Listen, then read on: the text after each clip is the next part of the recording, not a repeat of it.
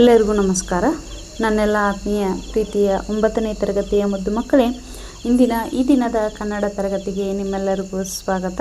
ಮಕ್ಕಳೇ, ನಾವು ಕಳೆದ ದಿನ ತರಗತಿಯಲ್ಲಿ 9ನೇ ತರಗತಿಯ ಕನ್ನಡ ಭಾಷಾ ಪಠ್ಯಪುಸ್ತಕದಲ್ಲಿ ಬರ್ತಕ್ಕಂತಹ ಭಾಗ 1ರಲ್ಲಿ ಇರುವಂತಹ ಮೊದಲನೆಯ ಪಾಠ ಗದ್ಯ ಭಾಗ ಪ್ರಜಾನಿಷ್ಠೆ ಅನ್ನುವಂತಹ ಗದ್ಯ ಭಾಗವನ್ನು ಅಧ್ಯಯನವನ್ನು ಮಾಡಿದ್ವಿ. ಅದರ ಲೇಖಕರಾಗಿರುವ ಸಾಸಿ ಮೊರಳೆಯರವರ ಪರಿಚಯವನ್ನು ನೋಡಿಕೊಂಡು, ಪದಗಳ ಅರ್ಥವನ್ನು ನೋಡಿಕೊಂಡು, ಅದಾದ ಮೇಲೆ ಪಾಠದ ಸಂಪೂರ್ಣ ಸಾರಾಂಶವನ್ನು ನಾವು ಕಳೆದ ದಿನ ತರಗತಿಯಲ್ಲಿ ಅಧ್ಯಯನವನ್ನು ಮಾಡಿದ್ವಿ. ಕಳೆದ ದಿನ ತರಗತಿಯಲ್ಲಿ ಮಕ್ಕಳೇ ನಾವು ಪ್ರಜಾನಿಷ್ಠೆ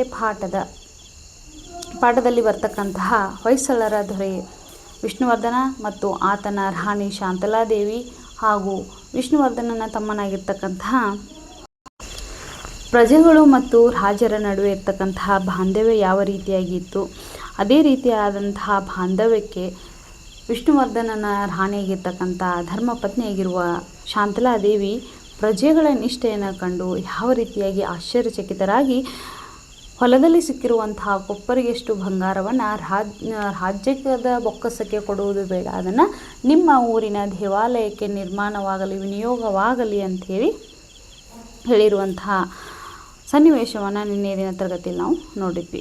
ಮಕ್ಕಳೇ, ಇಂದಿನ ತರಗತಿಯಲ್ಲಿ ನಾವು ಮತ್ತೊಮ್ಮೆ ಕವಿ ಪರಿಚಯವನ್ನು ಓದಿಕೊಂಡು ಅದಾದಮೇಲೆ ಪಾಠದ ಸಂಪೂರ್ಣ ಪ್ರಶ್ನೋತ್ತರಗಳನ್ನು ನೋಡ್ಕೊಂಡು ಬರೋಣ. ಬನ್ನಿ, ತಡ ಮಾಡೋದು ಬೇಡ.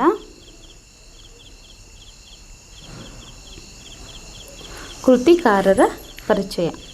ಸಾಸಿ ಮರುಳಯ್ಯ. ಶ್ರೀ ಸಾಸಲು ಶಿವರುದ್ರಯ್ಯ ಮರುಳಯ್ಯ ಇವರು 1931ರಲ್ಲಿ ತುಮಕೂರು ಜಿಲ್ಲೆಯ ಚಿಕ್ಕನಾಯಕನಹಳ್ಳಿ ತಾಲೂಕಿನ ಸಾಸಲು ಗ್ರಾಮದಲ್ಲಿ ಜನಿಸಿದರು. ಇವರ ತಂದೆ ಶಿವರುದ್ರಯ್ಯ, ತಾಯಿ ಸಿದ್ದಮ್ಮ. ಇವರು 1956ರಲ್ಲಿ ಮೈಸೂರು ವಿಶ್ವವಿದ್ಯಾನಿಲಯದಿಂದ ಕನ್ನಡ MA ಪದವಿಯನ್ನು, 1971ರಲ್ಲಿ ಕರ್ನಾಟಕ ವಿಶ್ವವಿದ್ಯಾನಿಲಯದಿಂದ ಕೆಳದಿಯ ಅರಸರು ಮತ್ತು ಕನ್ನಡ ಸಾಹಿತ್ಯ ಕುರಿತ ಮಹಾಪ್ರಬಂಧಕ್ಕೆ PhD ಪದವಿಯನ್ನು ಪಡೆದರು. 1995ರಿಂದ 1998ರವರೆಗೆ ಕನ್ನಡ ಸಾಹಿತ್ಯ ಪರಿಷತ್ತಿನ ಅಧ್ಯಕ್ಷರಾಗಿದ್ದರು. ರಾಜ್ಯ ಭಾಷಾ ಆಯೋಗದ ಸದಸ್ಯರಾಗಿಯೂ ಸೇವೆಯನ್ನು ಸಲ್ಲಿಸಿದರು. ಇವರು ಶಿವತಾಂಡವ, ಕೆಂಗನಕಲ್ಲು, ವಚನ ವೈಭವ, ನೆಲದ ಸೊಗಡು, ನಾಟ್ಯಮಯೂರಿ, ವಿಜಯವಾತಾಪಿ ಮೊದಲಾದ 90ಕ್ಕೂ ಹೆಚ್ಚು ಕೃತಿಗಳನ್ನು ರಚಿಸಿದ್ದಾರೆ. ಶ್ರೀಯುತರಿಗೆ ಕರ್ನಾಟಕ ರಾಜ್ಯೋತ್ಸವ ಪ್ರಶಸ್ತಿ, ಕರ್ನಾಟಕ ಸಾಹಿತ್ಯ ಅಕಾಡೆಮಿ ಪ್ರಶಸ್ತಿ ಹಾಗೂ ದೇವರಾಜ್ ಬಹದ್ದೂರ್ ಪ್ರಶಸ್ತಿಗಳನ್ನು ನೀಡಿ ಗೌರವಿಸಲಾಗಿದೆ. ಇವರು ದಿನಾಂಕ 5/2/2016ರಂದು ವಿಧಿವಶರಾದರು. ಪ್ರಕೃತ ಪ್ರಜಾನಿಷ್ಠೆ ಗದ್ಯ ಪಾಠವನ್ನು ಸಿ ಮೊರಳೆಯ್ಯ ಅವರು ರಚಿಸಿರುವ ನಾಟ್ಯ ಮಯೂರಿ ಎಂಬ ಕೃತಿಯಿಂದ ಪುಟದ ಸಂಖ್ಯೆ 68ರಿಂದ 79ರವರೆಗೆ ಆಯ್ದು ನಿಗದಿಪಡಿಸಿದೆ. ಪದಗಳ ಅರ್ಥವನ್ನು ಒಂದ್ಸಲ ನೋಡಿಕೊಂಡು ಪ್ರಶ್ನೋತ್ತರಗಳ ಬಗ್ಗೆ ಹೋಗೋಣ. ಕೀಸರು ಕೆಂಪು ಬಣ್ಣ, ಕೊಪ್ಪರಿಗೆ ಅಗಲವಾದ ಬಾಯಿಯುಳ್ಳ ಲೋಹದ ಪಾತ್ರೆ. ಗಾವುಂಡ ಗ್ರಾಮದ ಮುಖ್ಯಸ್ಥ. ಚೈತ್ರ ಯಾತ್ರೆ ವಿಜಯ ಯಾತ್ರೆ. ದೈವದವರು ಊರಿನ ಹಿರಿಯರು, ಕುಲದ ಹಿರಿಯರು, ಪಿತ್ರಾರ್ಜಿತ ತಂದೆಯ ಆಸ್ತಿ, ವಂಶದ ಪೂರ್ವಿಕರು ಅರ್ಜಿಸಿದ ಸಂಪತ್ತು. ಪೂರ್ವಿಕರು ವಂಶದ ಹಿಂದಿನ ವ್ಯಕ್ತಿ, ಪೂರ್ವಜರು. ಪ್ರವರ್ಧಮಾನ ಅಭಿವೃದ್ಧಿ ಹೊಂದುವುದು. ಮುಂಡಾಸು ರುಮಾಲು, ತಲೆಯುಡುಗೆ. ತರಗತಿ 9ನೇ ತರಗತಿ, ವಿಷಯ ಕನ್ನಡ. ಪಾಠದ ಹೆಸರು ಪ್ರಜಾನಿಷ್ಠೆ. ಕೊಟ್ಟಿರುವ ಪ್ರಶ್ನೆಗಳಿಗೆ ಒಂದು ವಾಕ್ಯದಲ್ಲಿ ಉತ್ತರಿಸಿ. ಮೊದಲನೆಯ ಪ್ರಶ್ನೆ, ಚೋಳರು ಮತ್ತು ಹೊಯ್ಸಳರ ನಡುವೆ ಎಲ್ಲಿ ಯುದ್ಧ ನಡೆಯಿತು? ಉತ್ತರ, ಚೋಳರು ಮತ್ತು ಹೊಯ್ಸಳರ ನಡುವೆ ಮಳವಳ್ಳಿ, ಮುಡುಕುತೊರೆಗಳ ಬಳಿಯಲ್ಲಿ ಘನಘೋರ ಯುದ್ಧ ನಡೆಯಿತು. ಎರಡನೆಯ ಪ್ರಶ್ನೆ, ಸಾಮ್ರಾಟನು ರಾಜಧಾನಿಯಲ್ಲಿ ಇಲ್ಲದಿದ್ದಾಗ ರಾಜ್ಯದ ಸಂರಕ್ಷಕರಾಗಿ ನಿಂತಿದ್ದವರು ಯಾರು? ಉತ್ತರ, ಸಾಮ್ರಾಟನು ರಾಜಧಾನಿಯಲ್ಲಿ ಇಲ್ಲದಿದ್ದಾಗ ರಾಜ್ಯದ ಸಂರಕ್ಷಕರಾಗಿ ನಿಂತಿದ್ದವರು ರಾಣಿ ಶಾಂತಲಾದೇವಿ. ಮೂರನೆಯ ಪ್ರಶ್ನೆ, ಬನದಮ್ಮನ ಹಳ್ಳಿಯ ಜನರು ಎಲ್ಲಿ ಪಂಚಾಯಿತಿ ಸೇರಿದ್ದರು? ಉತ್ತರ, ಬನದಮ್ಮನ ಹಳ್ಳಿಯ ಜನರು ಬನಶಂಕರಿಯ ದೇವಾಲಯದ ಮುಂಭಾಗದ ಕಟ್ಟೆಯ ಮೇಲೆ ಪಂಚಾಯಿತಿ ಸೇರಿದ್ದರು. ನಾಲ್ಕನೆಯ ಪ್ರಶ್ನೆ, ಬನದಮ್ಮನಹಳ್ಳಿಯ ಪಂಚಾಯಿತಿಯಲ್ಲಿ ಯಾರ್ಯಾರ ನಡುವಿನ ನ್ಯಾಯ ತೀರ್ಮಾನವಾಗುತ್ತಿತ್ತು? ಉತ್ತರ: ಬನದಮ್ಮನಹಳ್ಳಿಯ ಪಂಚಾಯಿತಿಯಲ್ಲಿ ಈರಣ್ಣ ಮತ್ತು ಬೀರಣ್ಣನ ನಡುವೆ ನ್ಯಾಯ ತೀರ್ಮಾನವಾಗುತ್ತಿತ್ತು. ಕೊಟ್ಟಿರುವ ಪ್ರಶ್ನೆಗಳಿಗೆ 3-4 ವಾಕ್ಯದಲ್ಲಿ ಉತ್ತರಿಸಿ. ಮೊದಲನೆಯ ಪ್ರಶ್ನೆ: ತಲಕಾಡಿನ ಲೂಟಿಯ ವಿಚಾರದಲ್ಲಿ ವಿಷ್ಣುವರ್ಧನನ ನಿಲುವೇನು? ಉತ್ತರ: ಚೋಳರು ಮತ್ತು ಹೊಯ್ಸಳರ ನಡುವೆ ಮಳವಳ್ಳಿ ಮುಡುಕುತೊರೆಗಳ ಬಳಿಯಲ್ಲಿ ಘನಘೋರ ಯುದ್ಧ ನಡೆಯಿತು. ಈ ಯುದ್ಧದಲ್ಲಿ ಆದಿಯಮನು ಮಡಿದು ತಲಕಾಡು ವಿಷ್ಣುವರ್ಧನನ ಕೈವಶವಾಯಿತು. ಅನೇಕರು ತಲಕಾಡನ್ನು ಲೂಟಿ ಮಾಡಬೇಕೆಂದು ಹೇಳಿದಾಗ ವಿಷ್ಣುವರ್ಧನನು ಅದಕ್ಕೆ ಅವಕಾಶ ಕೊಡಲಿಲ್ಲ. ಸೆರೆಸಿಕ್ಕ ಸೈನಿಕರ ಮೇಲೆ ದೌರ್ಜನ್ಯ ನಡೆಸುವುದು ಯೋಧ ಧರ್ಮವಲ್ಲ. ಸೋತ ಸಾಮ್ರಾಜ್ಯವನ್ನು ಲೂಟಿ ಮಾಡುವುದು ಯುದ್ಧ ಧರ್ಮವಲ್ಲ. ಆದ್ದರಿಂದ ತಲಕಾಡಿನ ಜನ ತಮ್ಮವರೆಂದೇ ತಿಳಿದು ನಡೆದುಕೊಳ್ಳಿ. ಅವರ ಮನೋಭೀತಿಯನ್ನು ದೂರ ಮಾಡಿ ಶಾಂತಿ ಸ್ಥಾಪನೆ ಮಾಡಿ ಎಂದು ವಿಷ್ಣುವರ್ಧನನು ತನ್ನ ಸೈನಿಕರಿಗೆ ಹೇಳಿದನು. ಎರಡನೆಯ ಪ್ರಶ್ನೆ: ಬನದಮ್ಮನಹಳ್ಳಿಯ ದೇವಾಲಯದ ಮುಂದೆ ಯಾವ ವಿಚಾರವಾಗಿ ಚರ್ಚೆ ನಡೆದಿತ್ತು? ಉತ್ತರ: ಬನಶಂಕರಿಯ ದೇವಾಲಯದ ಮುಂಭಾಗದ ಕಟ್ಟೆಯ ಮೇಲೆ 100 ಜನರು ಒಂದು ಪಂಚಾಯಿತಿ ಸೇರಿದ್ದರು. ಬೀರಣ್ಣ ತನ್ನ ಮೂಡಲ ದಿಕ್ಕಿನಲ್ಲಿರುವ ಹಳ್ಳಿ ಹೊಲವನ್ನು ಈರಣ್ಣನಿಗೆ 108 ಹೊನ್ನಿಗೆ ಕೊಟ್ಟಿದ್ದ. 2 ವರ್ಷಗಳ ಹೊಲದಲ್ಲಿ ಉಳುಮೆ ಮಾಡುವಾಗ ನಿನ್ನೆ ದಿನ ಒಂದು ಕೊಪ್ಪರಿಗೆ ಬಂಗಾರ ಸಿಗುತ್ತದೆ. ಇದನ್ನು ಈರಣ್ಣ ಪೂಜೆ ಮಾಡಿ ಬೀರಣ್ಣನ ಮನೆಗೆ ತೆಗೆದುಕೊಂಡು ಹೋಗಿ, ತೆಗೆದುಕೊಳ್ಳಪ್ಪ, ಇದು ನೀನು ಕೊಟ್ಟ ಹೊಲದಾಗೆ ಸಿಕ್ಕಿತು. ಯಾರೋ ನಿನ್ನ ಪೂರ್ವಿಕರು ನಿನಗಾಗಿ ಇಟ್ಟದ್ದು ಅಂತ ಕಾಣಿಸುತ್ತದೆ ಎಂದು ಹೇಳಿದನು. ಆದರೆ ಹೊಲ ಮಾರಿದ ಮೇಲೆ ಆ ನೆಲದ ಹಕ್ಕು ತನಗಿಲ್ಲ ಎಂದು ಬೀರಣ್ಣ ವಾದಿಸಿದನು. ಹೀಗೆ ಬೀರಣ್ಣ ಕೊಪ್ಪರಿಗೆಯ ಬಂಗಾರ ನನಗೆ ಬೇಡ ಎಂದು, ಈರಣ್ಣನೂ ಸಹ ನನಗೂ ಬೇಡ ಎಂದಾಗ ಈ ವಿಚಾರವಾಗಿ ಚರ್ಚೆ ನಡೆದಿತ್ತು. ಮೂರನೆಯ ಪ್ರಶ್ನೆ: ದೈವದವರ ತೀರ್ಪಿನ ಬಗೆಗೆ ಶಾಂತಲೆಯ ಅಭಿಪ್ರಾಯವೇನು? ಉತ್ತರ: ಈರಣ್ಣ ಮತ್ತು ಬೀರಣ್ಣ ಇಬ್ಬರು ಕೊಪ್ಪರಿಗೆ ಬಂಗಾರವನ್ನು ತಮ್ಮ ಬಳಿ ಇಟ್ಟುಕೊಳ್ಳಲು ಒಪ್ಪದಿದ್ದಾಗ ಗ್ರಾಮದ ಮುಖ್ಯಸ್ಥ ಕೇತುಮಲ್ಲ ಇಬ್ಬರಿಗೂ ಬೇಡವಾದ ಹಣ ರಾಜ್ಯದ ಬೊಕ್ಕಸ ಸೇರಲಿ ಎಂದನು. ನ್ಯಾಯ ತೀರ್ಮಾನ ಮಾಡುತ್ತಾನೆ. ಕೂಡಲೇ ಮರದ ಮರೆಯಲ್ಲಿದ್ದ ಶಾಂತಲೆ ಮುಂದೆ ಬಂದು ಕೂಡದು ಕೂಡದು ಎಂದು ಕೂಗಿದಳು. ಬೊಕ್ಕಸಕ್ಕೆ ಸೇರಲು ಇದು ಸಾಮ್ರಾಟರ ದುಡಿಮೆಯಲ್ಲ, ಅವರ ಬೆವರಿನ ಫಲ ಅಲ್ಲ, ಅದು ಪ್ರಜೆಗಳ ಬೆವರಿನ ಫಲ. ಆದ್ದರಿಂದ ಅದು ನಿಮ್ಮ ಊರಿನ ಹಣ ನಿಮ್ಮೂರಿನ ಏಳಿಗೆಗೆ ಆಗಿಯೇ ವಿನಿಯೋಗವಾಗಲಿ ಎಂದು ಅಭಿಪ್ರಾಯಪಟ್ಟಳು. ನಾಲ್ಕನೆಯ ಪ್ರಶ್ನೆ: ಶಾಂತಲೆಯು ನೀಡಿದ ತೀರ್ಪೇನು? ಉತ್ತರ: ಕೊಪ್ಪರಿಗೆ ಹಣವು ರಾಜ್ಯದ ಬೊಕ್ಕಸಕ್ಕೆ ಸೇರಬೇಕೆಂದು ಕೇತುಮಲ್ಲ ತೀರ್ಪನ್ನು ನೀಡಿದಾಗ ಶಾಂತಲೆ, ಅಣ್ಣಂದಿರ, ತಾಯಂದಿರೇ, ಇದೋ ಈ ಹೊನ್ನನ್ನು ನೇರವಾಗಿ ನಾನು ರಾಜ್ಯದ ಕೋಶಕ್ಕೆ ಸೇರಿಸುವುದಿಲ್ಲ. ಇದು ದೈವದ ದುಡ್ಡು, ದೇವ ಕಾರ್ಯಕ್ಕೆ ವಿನಿಯೋಗವಾಗಬೇಕಾದ್ದು ಧರ್ಮ. ಕೇಳಿ, ನನಗೆ ಬಹಳ ದಿನಗಳಿಂದಲೂ ಒಂದು ಆಸೆ ಇದೆ. ನಮ್ಮ ಹಿಂದೆ ಕ್ರಯಕ್ಕೆ ತಕ್ಕೊಂಡು ಸಂಸ್ಕೃತಿಯ ಶ್ರೀಮಂತಿಕೆಗೆ ಸಾಕ್ಷಿಯಾಗಿ ಒಂದು ಕಲಾ ದೇಗುಲವನ್ನು ರಾಜಧಾನಿ ದ್ವಾರ ಸಮುದ್ರದಲ್ಲಿ ನಿರ್ಮಿಸಬೇಕು ಎಂದು. ಅವಳ ದೇಗುಲಗಳ ಶಿಲ್ಪಕಲೆ ಹೊಯ್ಸಳರ ಶೈಲಿಗೆ ಮಾದರಿಯಾಗಿರಬೇಕು. ವೇಲಾಪುರಿಯ ಚೆನ್ನಕೇಶವ ದೇವಾಲಯಕ್ಕಾಗಿ ಈ ಹೊನ್ನು ವಿನಿಯೋಗವಾಗಲಿ ಎಂದು ಶಾಂತಲೆ ತೀರ್ಪು ನೀಡಿದಳು. ಕೊಟ್ಟಿರುವ ಪ್ರಶ್ನೆಗಳಿಗೆ 8-10 ವಾಕ್ಯಗಳಲ್ಲಿ ಉತ್ತರಿಸಿ. ಮೊದಲನೆಯ ಪ್ರಶ್ನೆ: ಚೋಳದೊರೆ ಕುಲೋತ್ತುಂಗನು ಹೊಯ್ಸಳ ಸಾಮ್ರಾಜ್ಯದ ಮೇಲೆ ಯುದ್ಧ ಸಾರಲು ಇದ್ದ ಕಾರಣ ಹಾಗೂ ಪರಿಣಾಮವನ್ನು ವಿವರಿಸಿ. ಉತ್ತರ: ಹೊಯ್ಸಳ ಸಾಮ್ರಾಜ್ಯದ ಪ್ರಗತಿಯನ್ನು ಕಂಡ ಪರರಾಜರ ಕಣ್ಣುಗಳು ಕೆಂಪಾದವು. ಅದರಲ್ಲೂ ದಿನೇ ದಿನೇ ಪ್ರವರ್ಧಮಾನಕ್ಕೆ ಬರುತ್ತಿರುವ ವಿಷ್ಣುವರ್ಧನ ಭೂಪಾಲನನ್ನು ಹೊಡೆಯಬೇಕೆಂದು ಶತ್ರು ರಾಜರುಗಳು ಕಾಯುತ್ತಿದ್ದರು. ಅವರಲ್ಲಿ ಚೋಳಮಂಡಲದ ಕುಲೋತ್ತುಂಗನು ಪ್ರಮುಖನಾದವನು. ಗಂಗರ ತಲಕಾಡು ಅವನ ಸ್ವಾಧೀನದಲ್ಲಿತ್ತು. ಕುಲೋತ್ತುಂಗ ಪ್ರಚಂಡ ಆಶಾವಾದಿ, ಅಖಂಡ ಭರತಖಂಡದ ಒಡೆತನವನ್ನು ಬಯಸುತ್ತಿದ್ದ ದುರಾಶಾ ಪಿಶಾಚಿ ಆಗಿದ್ದನು. ಹೊಯ್ಸಳ ಸಾಮ್ರಾಜ್ಯವನ್ನು ತನ್ನ ವಶ ಮಾಡಿಕೊಳ್ಳಲೆಂದು ಆಶಿಸಿ ಹೊಯ್ಸಳ ಸಾಮ್ರಾಜ್ಯದ ಮೇಲೆ ಯುದ್ಧ ಸಾರಿದನು.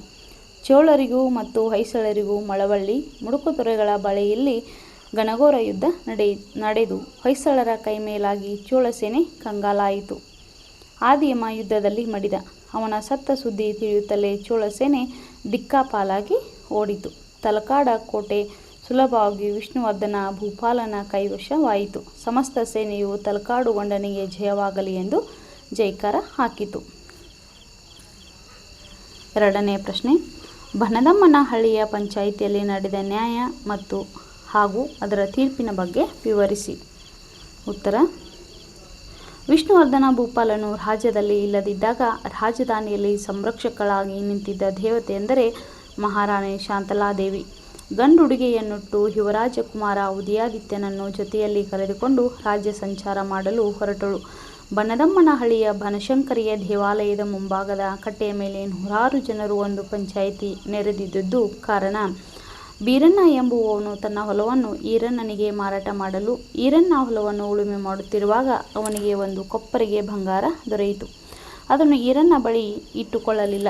ಈ ವಿಚಾರವಾಗಿ ಪಂಚಾಯಿತಿಯಲ್ಲಿ ಚರ್ಚೆ ನಡೆದ ಮೇಲೆ ಅಧ್ಯಕ್ಷ ಕೇತುಮಲ್ಲ ನಾಯಕ ಈ ಹೊನ್ನು ರಾಜ್ಯದ ಬೊಕ್ಕಸ ಸೇರಲಿ ಎಂದು ಹೇಳಿದ. ಜನರೆಲ್ಲರೂ ಒಪ್ಪಿದರು. ಆದರೆ ಮಾರುವೇಷದಲ್ಲಿದ್ದ ಶಾಂತಲಾ ಈ ಕೊಪ್ಪರಿಗೆ ಬಂಗಾರ ರಾಜ್ಯದ ಬೊಕ್ಕಸ ಸೇರಲು ಇದು ಸಾಮ್ರಾಟರ ದುಡಿಮೆಯಲ್ಲ ಎಂದಾಗ ನಾವೆಲ್ಲರೂ ಹೊಯ್ಸಳೇಶ್ವರನ ಮಕ್ಕಳು ಎಂದ ಮೇಲೆ ಇದು ಅವರಿಗೆ ಸೇರಬೇಕು ಎಂದು ಕೇತುಮಲ್ಲ ಹೇಳಿದ. ಅನ್ನಗಳಿರ, ನಿಮ್ಮಂತಹ ಪ್ರಜೆಗಳನ್ನು ಪಡೆದ ರಾಜ ಅದೆಷ್ಟೋ ಪುಣ್ಯವಂತನೋ ಎಂದಳು ಶಾಂತಲೆ. ಆಗ ಶಾಂತಲೆ ಮುಂಡಾಸು ತೆಗೆದರು. ಜನರೆಲ್ಲರಿಗೂ ಬಹಳ ಸಂತೋಷವಾಯಿತು. ನಂತರ ಶಾಂತಲೆ ಕೊಪ್ಪರಿಗೆ ಬಂಗಾರವು ದೇವ ಕಾರ್ಯಕ್ಕೆ ವಿನಿಯೋಗವಾಗಬೇಕು ಎಂದು ಹೇಳಿ, ಕೇತುಮಲ್ಲ ನಾಯಕರು ನಮ್ಮೆಲ್ಲರಿಗೂ ಹಿರಿಯರು ದ್ವಾರಸಮುದ್ರದಲ್ಲಿ ನಿರ್ಮಾಣವಾಗುವ ಅವಳಿ ದೇವಾಲಯಗಳು ಅವರ ಹೆಸರಿನಲ್ಲಿಯೇ ನಿರ್ಮಾಣವಾಗಲಿ ಎಂದು ಹೇಳಿದಳು. ಕಟ್ಟುವ ದೇವಾಲಯಗಳು ಹೊಯ್ಸಳೇಶ್ವರ, ಶಾಂತಲೇಶ್ವರ ಎಂಬ ಹೆಸರಿನಲ್ಲಿರಲಿ ಎಂದು ಒಕ್ಕೊರಲಿನಿಂದ ಜನರೆಲ್ಲರೂ ಕೂಗಿದರು. ಈ ಸಂದರ್ಭ ಸಹಿತ ಸ್ವಾರಸ್ಯವನ್ನು ವಿವರಿಸಿ. ಮೊದಲನೇ ಪ್ರಶ್ನೆ: ತಲಕಾಡು ಗೊಂಡನ ಜಯವಾಗಲಿ. ಉತ್ತರ: ಆಯ್ಕೆ: ಈ ವಾಕ್ಯವನ್ನು ಸಾಸಿ ಮೊರಳೆಯ ಅವರು ರಚಿಸಿರುವ ನಾಟ್ಯಮಯೂರಿ ಎಂಬ ಕೃತಿಯಿಂದ ಆಯ್ದ ಪ್ರಜಾನಿಷ್ಠೆ ಎಂಬ ಗದ್ಯ ಭಾಗದಿಂದ ಆರಿಸಲಾಗಿದೆ. ಸಂದರ್ಭ: ಹೊಯ್ಸಳರ ರಾಜನಾದ ವಿಷ್ಣುವರ್ಧನನು ಚೋಳರ ದಂಡನಾಯಕನಾದ ಆದಿಯಮ್ಮನನ್ನು ಯುದ್ಧದಲ್ಲಿ ಸೋಲಿಸಿ ತಲಕಾಡನ್ನು ತನ್ನ ಕೈವಶ ಮಾಡಿಕೊಳ್ಳುತ್ತಾನೆ. ಆ ಸಂದರ್ಭದಲ್ಲಿ ಗೆದ್ದ ರಾಜನಿಗೆ ತನ್ನ ಸೈನಿಕರು ಈ ಮೇಲಿನಂತೆ ಜೈಕಾರ ಸಹ ಹಾಕಿದರು. ಸ್ವಾರಸ್ಯ: ಹೊಯ್ಸಳರ ರಾಜನಾದ ವಿಷ್ಣುವರ್ಧನನ ಮೇಲೆ ಸೈನಿಕರು ಇಟ್ಟ ಗೌರವ, ಪ್ರೀತಿ, ಅಭಿಮಾನಗಳು ಯುದ್ಧ ಗೆದ್ದಾಗ ಆಗುವ ಹರ್ಷವನ್ನು ವ್ಯಕ್ತಪಡಿಸಿರುವುದು ಸ್ವಾರಸ್ಯಪೂರ್ಣವಾಗಿ ಮೂಡಿಬಂದಿದೆ. ಎರಡನೇ ಪ್ರಶ್ನೆ: ಸೆರೆಸಿಕ್ಕ ಸೈನಿಕರ ಮೇಲೆ ದೌರ್ಜನ್ಯ ನಡೆಸುವುದು ಯೋಧ ಧರ್ಮವಲ್ಲ. ಉತ್ತರ: ಆಯ್ಕೆ: ಈ ವಾಕ್ಯವನ್ನು ಸಾಸಿ ಮೊರಳೆಯವರು ರಚಿಸಿರುವ ನಾಟ್ಯಮಯೂರಿ ಎಂಬ ಕೃತಿಯಿಂದ ಆಯ್ದ ಪ್ರಜಾನಿಷ್ಠೆ ಎಂಬ ಗದ್ಯ ಭಾಗದಿಂದ ಆರಿಸಲಾಗಿದೆ. ಸಂದರ್ಭ: ಚೋಳರು ಮತ್ತು ಹೊಯ್ಸಳರ ನಡುವೆ ಮಳವಳ್ಳಿ ಮುಡುಕುತೊರೆಗಳ ಬಳಿಯಲ್ಲಿ ಘನಘೋರ ಯುದ್ಧ ನಡೆಯಿತು. ಈ ಯುದ್ಧದಲ್ಲಿ ಆದಿಯಮ್ಮನು ಮಡಿದು ತಲಕಾಡು ವಿಷ್ಣುವರ್ಧನನ ಕೈವಶವಾಯಿತು. ಅನೇಕರು ತಲಕಾಡನ್ನು ಲೂಟಿ ಮಾಡಬೇಕೆಂದು ಹೇಳಿದಾಗ ವಿಷ್ಣುವರ್ಧನನು ಅದಕ್ಕೆ ಅವಕಾಶ ಕೊಡಲಿಲ್ಲ. ಆ ಸಂದರ್ಭದಲ್ಲಿ ವಿಷ್ಣುವರ್ಧನನು ಈ ಮಾತನ್ನು ಹೇಳಿದನು. ಸ್ವಾರಸ್ಯ: ಸಾಮಾನ್ಯವಾಗಿ ಗೆದ್ದ ರಾಜ್ಯವನ್ನು ಲೂಟಿ ಮಾಡುವುದು, ಸೆರೆಸಿಕ್ಕ ಸೈನಿಕರನ್ನು ಹಿಂಸೆ ಕೊಡುವುದನ್ನು ಕಾಣುತ್ತೇವೆ. ಆದರೆ ಇಲ್ಲಿ ಸೋತ ರಾಜ್ಯದ ಮೇಲೆ ವಿಷ್ಣುವರ್ಧನನಿಗೆ ಇರುವ ಭಾವನೆಯು ಸ್ವಾರಸ್ಯಕರವಾಗಿದೆ. ಮೂರನೆಯ ಪ್ರಶ್ನೆ: ತಂಬುಲ ಅಗದ ಮೇಲೆ ಮತ್ತೆ ಎತ್ತಿ ಬಾಯಿಗಾಕೊಳ್ಳೋಕ್ಕೂ ಕೆಟ್ಟತನ ಬೇಡ. ಉತ್ತರ: ಈ ವಾಕ್ಯವನ್ನು ಸಾಸಿ ಮೊರಳೆಯ ಅವರು ರಚಿಸಿರುವ ನಾಟ್ಯಮಯೂರಿ ಎಂಬ ಕೃತಿಯಿಂದ ಆಯ್ದ ಪ್ರಜಾನಿಷ್ಠೆ ಎಂಬ ಗದ್ಯ ಭಾಗದಿಂದ ಆರಿಸಲಾಗಿದೆ. ಸಂದರ್ಭ: ಈರಣ್ಣನು ಬೀರಣ್ಣನಿಂದ ಕೊಂಡುಕೊಂಡ ಹೊಲದಲ್ಲಿ ಉಳುಮೆ ಮಾಡುತ್ತಿರುವಾಗ ಒಂದು ಕೊಪ್ಪರಿಗೆ ಬಂಗಾರ ಸಿಗುತ್ತದೆ. ಇದಕ್ಕೆ ಪೂಜೆ ಮಾಡಿ ಈರಣ್ಣನು ಬೀರಣ್ಣನಿಗೆ ಇದು ನಿನ್ನ ಹೊಲದಲ್ಲಿ ಸಿಕ್ಕಿದೆ, ತೆಗೆದುಕೋ ಎಂದು ಕೊಡಲು ಬಂದ ಸಂದರ್ಭದಲ್ಲಿ ಬೀರಣ್ಣನು ಈ ಮಾತನ್ನು ಹೇಳುತ್ತಾನೆ. ಸ್ವಾರಸ್ಯ: ಬನದಮ್ಮನಹಳ್ಳಿಯ ರೈತರಾದ ಬೀರಣ್ಣ ಈರಣ್ಣನ ಪ್ರಾಮಾಣಿಕತೆಯು ಸ್ವಾರಸ್ಯಪೂರ್ಣವಾಗಿ ಮೂಡಿಬಂದಿದೆ. ಬಿಟ್ಟ ಸ್ಥಳದಲ್ಲಿ ಸೂಕ್ತ ಪದವನ್ನು ತುಂಬಿರಿ. ಮೊದಲನೆಯ ಪ್ರಶ್ನೆ: ದ್ವಾರ ಸಮುದ್ರದ ಸೇನೆ ಡ್ಯಾಶ್ ಕಡೆಗೆ ಚೈತ್ರ ಯಾತ್ರೆ ಹೊರಟಿತು.